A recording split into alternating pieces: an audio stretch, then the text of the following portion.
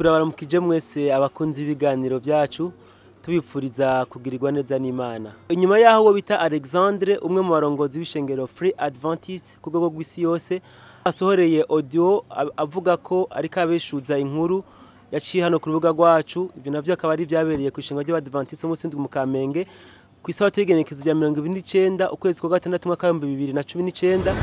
Uko bamwe mu barongozi bo mu ishengero ry'Abadventist Libre bifuje kwifatanya n'ishengero ry'Abadventist mu Sindwi mu Burundi nabo bari bitavye ico gikorane. Ndafise ikete twaraye turonse, iyo kete twajandikiwe na bene data, Imana ihabwe icubahiro.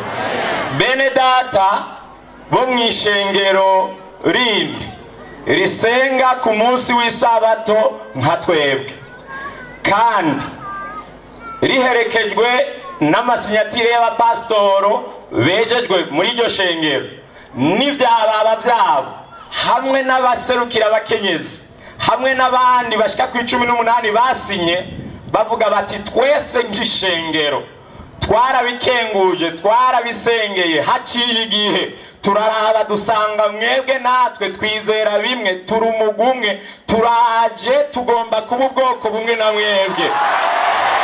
Haleluya! Abo sabandi nabo mwishengero Adventiste Libre 17e jour bo mu Burundi. Imana ihabwe icubahiro. Kubera ko ndasabye muhemu w'Imana ngo anyobore, barambwira bati wahejeje, Imana ihabwe icubahiro. Baciye rero bafata ingingo yo kuza kwifatanya n'ubwoko bw'Imana. Imana ihabwe icubahiro. Twaje ku butumire, ariko kandi ubwo butumire twabujemo ariko twabugomba kubera twasanze ko kuri mu iki gihe gutegezwa kuvuga nkuko kwavugwa ukwambere. Twarondeye umwe mu bapastor biyemereye yuko bipfuje kwinjira mu ishengero Adventiste 7e jour kugira ngo atange umuco kw'ivyo bintu wise Alexandre ashatse kubeshura. Amahoro pastor. Amahoro cyane. Murashobora kwidondora ko adukurikirana hano? Murakoze cyane, twashaka kwidondora tubanza gushima cyane ko uno munsi muyumviye kwegera aho turi kugira ngo mutubaze kandi dutange umuco kuvyirwa biravugwa ku bantu batandukanye canke se kungurukana bumenyi ku kibazo twumva kandi bashatse kugira ico bavuze. Ku bwacu tugomba gutanga umuco cyane gose, ariko imbere yuko tutarababwira neza ido nido twokoresha amajambo Kristo yavuze ari muri Mariko 7 ku murongo wa 14 na 16 kumanuka. Yarakoresha ijambo rivuga ngo uri namatwi yumva niyumve. Nukuvuga ko nashaka kumenyesha abantu benshi abari mu ijambo ry'Imana n'abatari mu ijambo ry'Imana ko bose bokoresha ukuri, ariko ico tubona muri kino gihe nuko tubona kumwe wese agerageza gutosora ijisho rya mugenzi we kandi adatosoye ijisho ryiwe. Nagomba ndabamenyeshe neza kuri ayo makuru yavuzwe. Jewe ubwanje nitwa Niyobuhungiro Zaburoni, umukozi w'Imana asanzwe yari mu ishengero Libre Adventiste umunsi w'indwi. Ni jewe nyene wo kubaha amakuru atomoye kurusha abandi bose kandi kurusha ivyo abandi biyumvira, kuko umwese avuga ico yumvira, umwese afise ico yumvira.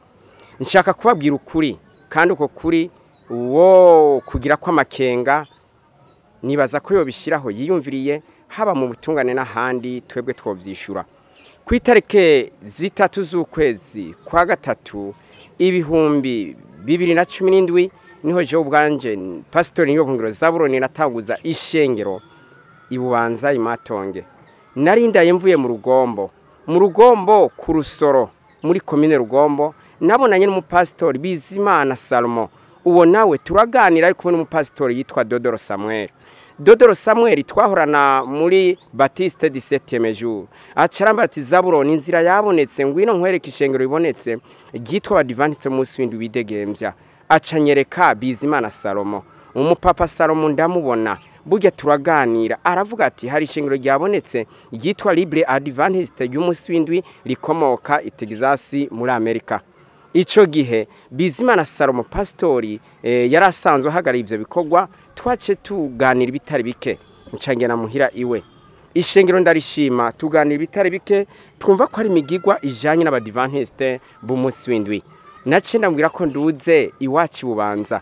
Burya nca nduga Ibubanza, nca ntanguza ishengero Ibubanza centre.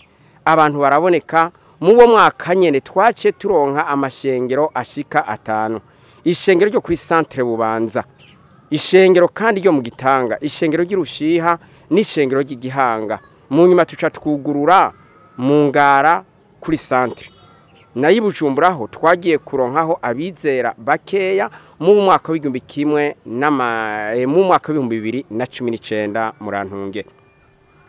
Ariko icyo nashaka kubabwira ni iki amashengero amaze kuboneka ibubanza abizera barabonetse koko ariko ishengero tukiritangura ubwa mbere byari bitunganije kugukurikira jewe navuganye n'uwitwa Pastor Salomo ariko bakavuga ko representant gare ari witwa Jamvye mugabo Jamvye ntabwo namubonye na gato ico gihe natumwe n'uwitwa Salomo nca ndaduga ibubanza haci imisi mikeya gusa nca numa ngo Salomo n'uwitwa Jamvye bashwanye ntabwo bumvikana ariko Salomo wewe yaca avuga ko Jamvye batumvikana ariko ishengero rikomoka itegizasi muri Amerika ryarungiswe n'uwitwa Alexandre ise wa Jamvye bobo bagumanye mu mijyano no gushwana twebwe iwanza tuca tubabwira duti rero mu cibitoke nimba mufise ingorane mwebwe ni mu muzifitaniye turabona ko mutumvikana twebwe iwanza tuguma twisengera Imana ico benshi babonye kandi na mutama Pastor Salomo yabonye abizera yarababonye koko turaje mu manama mu rugombo atari make baca bageraho tuza kwerezwa ibubanza twejejwe izuba riva twejejwe na Pastor Bizimana Salomo turezwa nkuko umugenzo bivuga eka n'abadivantiste mu munsi w'indwi bari basohotse bavuye mu migereka ibirori barabibonye kandi baranezerwa cyane mugabo turi bubanza abizera baraboneka mu mashengero je ubwanje niyo buhungiro Zaburoni naravuganye kuri WhatsApp na mutama Alexandre ari muri Amerika turamubwira duti abizera bariho mbega ntimubagura ibibanza aravuga ati gera muvugane nabo bahungu bariyo nukuvuga yari karavuga ko tuvugana n'uwitwa Jamvye ari kumwe n'uwitwa Sharire twaravuganye umunyarugombo Jamvye turavugana n'umunyagasenyi ni professeur yigisha shure gisumbuye mu Kaburanko maze rero uwo Pastor Jamvye ico gihe turavugana ndamubwira ati rero wewe ni murebe uburyo muza kutugurira ibibanza abizera bariho ibubanza Jamvye yavuze ko ataburyo bamaze kuba ko ataburyo twe twahavuye tuca tuvuga ko tubandanya dusenga ico nashaka kubwira abatwumva kumbure na mutama dukunda kandi tubaha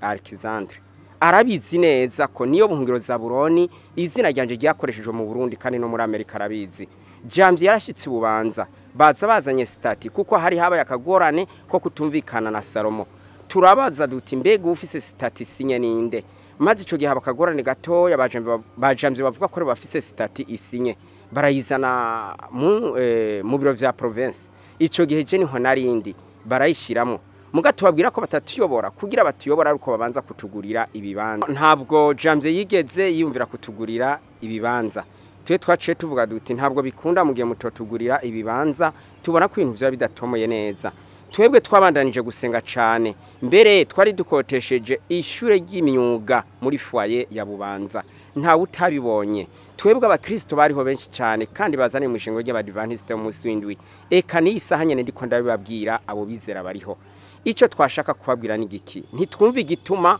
abantu basho kuduza ugwamo gwinshi cyane bamwe ngo ntabwo turaba libre twebwe turaba libre by'ukuri twaraba libre kandi mugabe isaha ntabwo tugikoresha libre adventiste munsi w'indwi ubu twemeye kuyoborwa n'uburongozi bw'abadventiste bu munsi w'indwi ubushaka kubihinyuza nibazane Jamvye bazane na Pastor Salomo bicarane na Zaburoni ndiko ndabivuga mwumve ko mudatora umuco sinumva rero igituma abantu basho kuba bafata za WhatsApp abakozi b'Imana banegura abandi ariko ijambo ry'Imana rivuga ngo uko duhinyura abandi niko natwe tuzohinyurwa kandi ngo ntidutosora igisho ry'abagenzi bacu tudatosoye ayacu twebwe rero abanyabubanza ubwacu baserekuye na Pastor niyo buhungiro Zaburoni twafashe ingingo yuko byose twabonye ko bigoye mu isi twabonye ko dushoye kuyoborwa n'uburongozi twifuje kandi Kristo atazojana izina gishengero azojana umugena atunganya ari wo mwana w'Imana yakoze ivy'Imana igomba dusanga dutegeza kwifatanya n'uburongozi bw'abadventiste bu munsi w'indwi mbe ni kubera iki abantu benshi badugije umutsi mbega abantu iyo basize hamwe ngo bakundane si ivy'Imana igomba mbega uwo muntu abona abantu bakundanye basize hamwe akabigaya mbega wewe ni Imana muri mu vy'ukuri ko ijambo ry'Imana ryerekana ko nitwagira urukundo ariho bizoboneka ko turabana b'Imana kubwayo majambo rero yavuzwe kandi yaciye ku buhinga bwa none twashaka kubeshuza neza urwandiko rwaranditswe twebwe ubwacu aba libre adventiste Bubanza baserukiwe na Pastori Niyo Buhungiro Zabuloni, jewe ubwanje narigiriye muri niyo y'u Burundi, ndabona na representant legal Pastori Joseph, ndabonana n'abandi bakozi b'Imana bahari, turaganira turabwira ko twebwe turi aba libre adventiste kandi twahoze turi aba adventiste umunsi w'indwi, ariko dusanze atakamaro gahari kuko twica imigwi kandi Yesu Kristo atamigwi azodugana mu ijuru. Ico gihe twaraganiriye baca baturungika muri misiyoni nkuru ya Bujumbura, duca tubona na Pasteur Steven, turaganira je ndababaza ibibazo kandi ngabire ndabifise yo kubaza n'ivy'ukuri, tuganira neza cyane dusanga bafitanye ubumwe nibo bazoja mu ijuru. Twahavuye twebwe ubwacu nyene twandika urwandiko badadutunye kuko sije nari kuganira n'abarongozi bakuru b'ishengero ngo mburi canditse gitunganije neza cemeza vy'ukuri ko turiho, turandika urwandiko ruriko abantu 18 naho bava n'amashengero bavuyeko n'amanomero y'amatelefone n'izina ry'umuntu wese n'igisata yararimo, turarusinya turarutanga. Mbega ubwo rwandiko ntago mwabonye canke se ntibarubonye? Ni habara umuntu afise amakenga araza tubaze. Jewe ubwanje Pastori Niyo Buhungiro Zabuloni ndabeshuje iyo nkuru, ntabwo ari Steven hari ivyo bayipangiye mu mutwe, twebwe aba libre adventiste nitwe twabarondeye kuko ari nago mbere mbwire Benedat batwumva mu Burundi no mu makungu, kumbura abashoka twumva mu rurimi rw'ikirundi canke se abatagumva nabo barabahindura mu zindi ndimi, nuko je Zabuloni vy'ukuri iryo kete naryanditse ntage umuntu asubira kuvuga ko ari abitekeye umutwe, twebwe libre adventiste bubanza nitwe twavyumviriye kandi nasize ko abo dusangiye igikorwa kandi twari dusangiye ukwiza. Reka tubashimire ku muco muheje gutanga kuko hari abantu benshi barafise amadidane, ariko hari aho mutashuye gushika. Byaravuzwe cyane yuko kuri rujya kwete mwanditse atakidodo c'ishengero mwahora muyoboye kiriko byemeza yuko mwamuri aba libre adventiste. Murashobora kugitangira umuco nico? Murakoze cyane, ico turagitangira umuco. Mu gihe libre adventiste yari maze kuza ibubanza nivyo twababwiye neza ubwa mbere ko yazanywe na Pastori Bizimana Salomo. Turaronka ishengero nivyo, nta biro twari bwaronke kuko nta bibanza bari bwatugurire. Ndababwira ukuri kw'Imana ihoraho, ubushaka kugira icabaza Pastori Bizimana Salomo yatwejeje ariho, kandi nabajamvye bariho, nabashare bariho nabandi abanyeci bitoke bariho mu Rugombo. Barabizi neza ko tutari bwaronke biro ibubanza atani kidodo cari bwabe kuko nitwari bwaronke aho dukora. Hari umuntu ku ma audio twage turaronka yavuze ko ashobora kuba ari umugambi mwamwaragiranye kuva mbere y'igihe na representant w'ishingo ry'Abadventiste umunsi w'indwi mu Burundi, Pasteur Dr Joseph Ndiho kubwayo, ngo ari kumwe na Pasteur Eric Steven, yuko mwagiye hamwe kugira ngo birukane bamwe mu bari basangiye uburongozi bw'ishingo ry'Abadventiste umunsi w'indwi kugira ngo bikunde babahereze ibibanze namwe mu ishingo ry'Abadventiste umunsi w'indwi. Twashaka mutubwire mutanga umuco igihe mwatanguye kuganirira n'uburongozi bw'ishingo ry'Abadventiste umunsi w'indwi mu Burundi. Murakoze cyane, nago ndababwire ko iki gihe abantu benshi ntabwo nibaza ko turamenya aho tuja naho tuva, ariko kandi nibaza ko kubesha navyo nyene atari vyiza. Ndababwire neza abanyumve kandi babitahure. Namaze umwaka jewe nyene Niyo Buhungiro Zabuloni niyumvira kubonana n'umurongozi mukuru w'ishengero ry'Abadventiste umunsi w'indwi, ndabasubiriyemo. Ntabwo nari kumuronka mu mwaka wose kuko mu ishengero hari hakiri induru nyinshi cyane. Ariko hageze mu mwaka w'ibihumbi 2019 mu kwezi kwa gatandatu niho narondera representant legal w'ishengero ry'Abadventiste umunsi w'indwi kuko abasohoka bari bamaze gusohoka induru zari nyinshi, bamwe bamaze kubivamo. Abo naciye kwibujumbura ndabazi n'Abadventiste bakomeye cyane, ubushaka arabambaze n'ingo zabo ziriho. Naho naciye gushika bampi nomero ya representant legal wa Niyo uno munsi. Abo bose bampaye adresse yo kumuronka mu kwezi kwa gatandatu guheze mu mwaka wa 2019.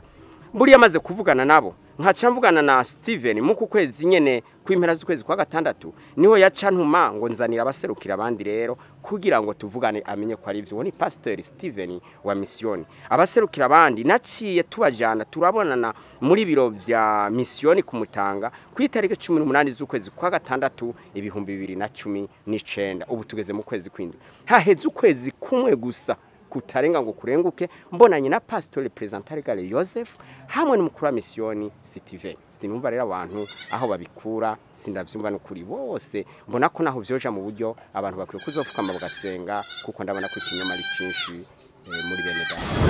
Turabashimiye cyane kuko muheje kwishura ibibazo byacu no ku muco muheje gutanga ku madidane yarare mu bantu benshi. Mwoshobora kutubwira cyangwa se mukabwira abantu bakora dukurikirana imvo nyamukuru zatumye muva muri Free Adventist? Murakoze cyane. Icyatumye tuva muri Free Adventist nuko ubwa mbere tukibitangura byari byiza kandi tubitangura bose batekanye neza, ariko mu nyuma uwitwa Pastor Mutama Bizimana Salomo yahavuye atumvikana na Pastor Janvier, burya bituma haba amacakubiri akomeye yo kutumvikana ku burongozi. Ivyo bose barabizi kandi nta numwe atabizi. Vyatumye rero ibubanza tubabwira duti twe dufise abizera kurusha mwege mu rugombo kandi muci bitoki mwe muguma mu njyane zinduru gusa. Twebwe rero abanyabubanza tubona ko twofata gwacu ngingo, twakire dufata ingingo yuko tubivuyemo kutayobogwa nabo kuko nta bubasha namwe bari badufise ko twace tubarekera ivyabo baguma mu vyabo, natwe tuca dufata ingingo yo kuyobogwa mu burongozi bukurwa Adventist. Mu byo mwatubwiye twumvise ko mwari mufise amashengero 5 mu ntara ya Bubanza n'abandi bizera bakeya cyane mu gisagara ca Bujumbura. Twagomba tubabaze ko abo bizera bose mwari musanzwe muyoboye mwafatiye ingingo rimwe ko mwese hamwe mugomba kwinjira mu ishinga ry'Abadventist mu musi w'indwi. Murakoze cyane. Twebwe amashengero n'ivyo ariho kandi abizera bariho, ariko muri ico gihe murazi ko abantu bose batumvira ibintu kumwe. Mu barongozi bayo nibo twaganiriye bumva ko bafashe ingingo yuko binjira mu ishengero ry'Abadventist mu musi w'indwi.